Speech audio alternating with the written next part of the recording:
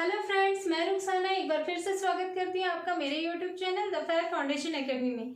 चलिए स्टार्ट करते हैं हमारा आज का क्लास। और आज हम पढ़ने जा रहे हैं कोविड-19 के बारे में। फ्रेंड्स, ये जो कोविड-19 है ये हमारे भारत में ही नहीं बल्कि पूरे विश्व में अभी चर्चे में है। ये एक वैश्विक महामारी के रूप में पूरे विश्व में फैल गई है। तो फ्रेंड्स, इसी टॉपिक पे मैंने कुछ प्रश्नों को तैयार किया और उसे मैं लेकर आई हूँ आप लोगों के सामने। फ्रेंड्स, हमारा जो कुछ दिनों पहले एमपीपीएससी का एग्जाम हुआ था उसमें भी कोविड-19 से जुड़े कुछ प्रश्नों को शामिल किया गया था। इसीलिए ये हमारे एग्जाम की दृष्टि से बहुत महत्वपूर्ण हो गया है। हो सकता है कि हमारे जेपीएससी के भी एग्जाम में इसे ऐड किया जाए। तो चलिए देखते हैं इससे जुड़े कुछ महत्वपूर्ण प्रश्नों को।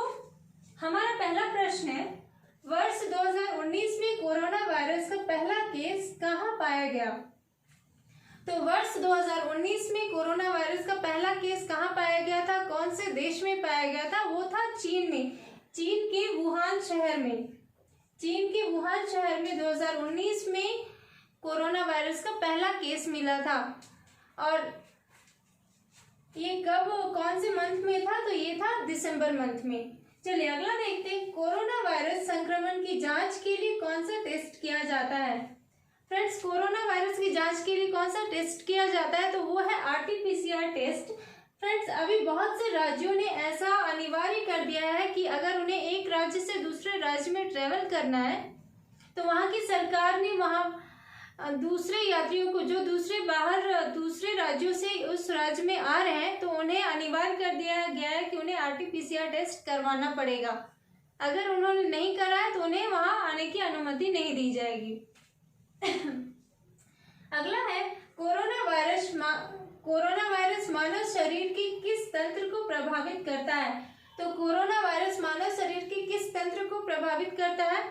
फ्रेंड्स, ये करता है श्वसन तंत्र को। जब हम कोविड-19 से जुड़े लक्षणों के बारे में पढ़ते हैं तो हम पाते हैं कि सबसे पहले हमें जो लक्षण दिखाई देते हैं वो कौन कौन से?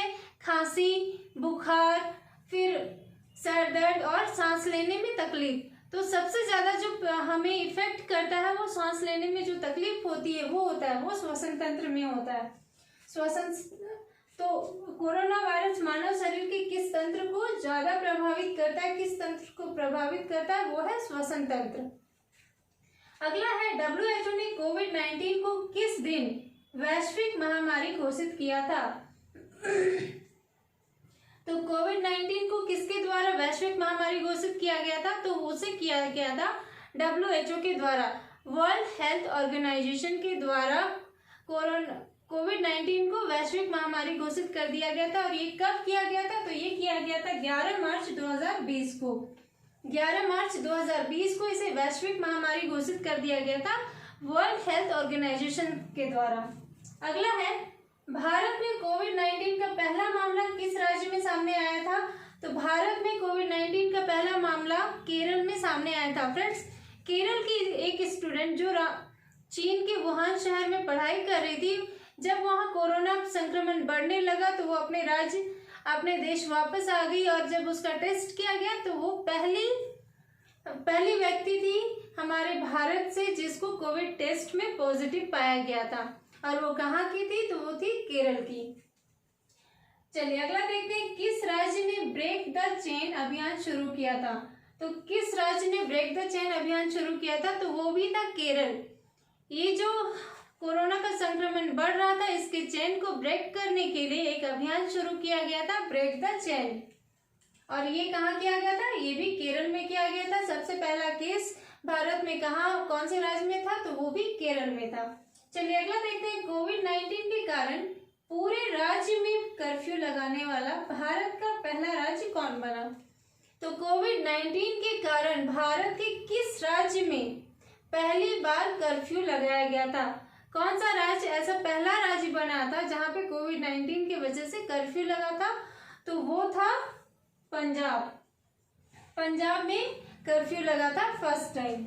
चलिए अगला देखते हैं, नागरिक उड्डयन मंत्रालय ने कोविड-19 से निपटने के लिए कौन सी पहल शुरू की? तो नागरिक उड्डयन मंत्रालय ने कोविड-19 से निपटने के लिए कौन से अभियान की शुरुआत की? तो वो है लाइफलाइन उड़ान। फ्रेंड इसके माध्यम से क्या हुआ कि हवाई जहाज़ों के माध्यम से कोविड दूसरे राज्यों में फंसे जो हमारे भारतीय नागरिक थे, हमारे जो भारतीय नागरिक दूसरे राज्यों में दूसरे देशों में फंसे हुए थे, उनको सहायता पहुंचाने के लिए ये अभियान शुरू किया गया था। और ये क्या था? लाइफलाइन उड़ान। चलिए अगला देखते हैं। भारतीय नौसेना ने विदेशों में फंसे भारतीय नागरिकों को वापस लाने के लिए कौन सा ऑपरेशन शुरू किया था? तो भारतीय नौसेना ने विदेशों में फंसे भारतीय नागरिकों के लिए उनको वापस लाने के लिए कौन सा ऑपरेशन शुरू किया था? तो वो है ऑपरेशन समुद्र सेतु। ऑपरेशन समुद्र सेतु। फ्रेंड्स उस समय हमारे भारत में लॉकडाउन की वजह से हवाई जहाज़ों को भी, हवाई यात्रा को भी रद्द कर दिया गया था। इसीलिए उस समय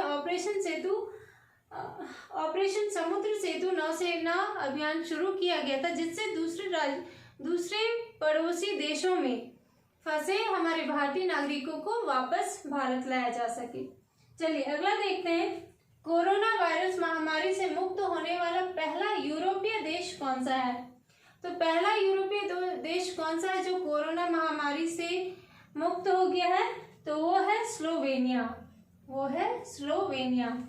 अगला है हमारा, राष्ट्रपति रामनाथ कोविंद ने कोविड से निपटने के लिए अपने वेतन में कितनी प्रतिशत की कटौती की घोषणा की? तो फ्रेंड्स ये जो घोषणा की है अपने वेतन में कटौती की, ये सिर्फ रामनाथ कोविंद जी ने ही नहीं बल्कि हमारे प्रधानमंत्री मोदी जी ने भी, राज्यपाल ने भी और कुछ अन्य मंत्रियों ने भी ये घोषणा की कि वे अपने वेतन का 30% कटौती करके लेंगे और उस जो बाकी के 30% है जो वो नहीं ले रहे उसे कोविड-19 से निपटने के लिए यूज किया जाएगा। तो वो इन लोगों ने और राष्ट्रपति रामनाथ कोविंद ने अपने वेतन में कितने प्रतिशत की कटौती करने की बात की थी? वो है 30%, 30% कटौती करने की घोषणा की। चलिए अगला है, चर्चित पुस्तक Wuhan diary dispatch from a quarantine city के लेखक कौन है? फ्रेंड्स ये पुस्तक बहुत ही चर्चे में थी। Wuhan diary dispatches from quarantine city और इसके लेखक कौन है? फांग। इस पुस्तक में फ्रेंड्स वुहान शहर में ये जो कोविड-19 कैसे फैला, इसके निपटारे को कैसे नियंत्रण किया गया, इसको कैसे नियंत्रित किया गया, इन सभी चीजों के बारे में बताया गया है इस पुस्तक में। और इस पुस्तक के लेखक कहाँ के थे? ये जो लेखक है ये चीन के ही थे। इनका नाम क्या था? तो फांग। इनका नाम क्या है? फांग। अगला हमारा, भारत की पहली कोविड-19 वैक्सीन कौन सी है जिसे मानव परीक्षण की मंजूरी मिली? तो भारत की पहली कोविड-19 वैक्सीन कौन सी है जिसे मानव परीक्षण की मंजूरी मिली? तो वो है कोवैक्सीन। चलिए अगला देखते हैं। किस दिन देश में जनता कर्फ्यू लगाया गया था? किस दिन देश में जनता कर्फ्यू लगाया गया था? तो हमारे देश भारत में जनता कर्फ्यू कब लगाया गया था, ये डेट पूछा जा रहा है। तो ये है 22 मार्च 2020 को। ये जो कोविड-19 है इसे वैश्विक महामारी WHO के द्वारा कब किया गया था?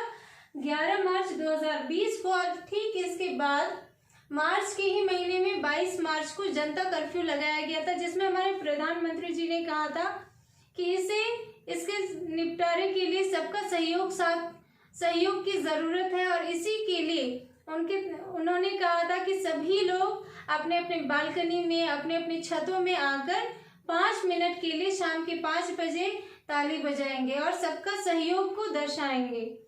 तो ये कब हुआ था? ये देश में पहला जनता कर्फ्यू के दिन हुआ था। और ये जनता कर्फ्यू कब लगाया गया था? तो ये लगाया गया था 22 मार्च 2020 को। तो फ्रेंड्स ये थे कोविड-19 से जुड़े कुछ महत्वपूर्ण प्रश्न। इससे जुड़े कुछ और भी महत्वपूर्ण प्रश्न हैं जो पूरे भारत से भी हैं और हमारे झारखंड से भी हैं। तो उन सबको भी मैं अगले क्लास में लेकर आऊंगी। तो चलिए देखेंगे हमारे अगले क्लास को, जिसमें मैं कुछ और भी महत्वपूर्ण कोविड-19 से प्रश्नों को लेके आऊंगी। आई होप आप लोगों को ये मेरा क्लास अच्छा लगा होगा। अगर अच्छा लगा तो प्लीज़ लाइक और शेयर करना ना भूलें। और अगर आप मेरे चैनल में नए हैं तो प्लीज़ सब्सक्राइब कर लें, जिससे मेरे आने वाले अगले क्लासेस की भी नोटिफिकेशन आपको मिलती रहे। चलिए मिलती हूँ अगले क्लास में, तब तक के लिए अलविदा। Thank you.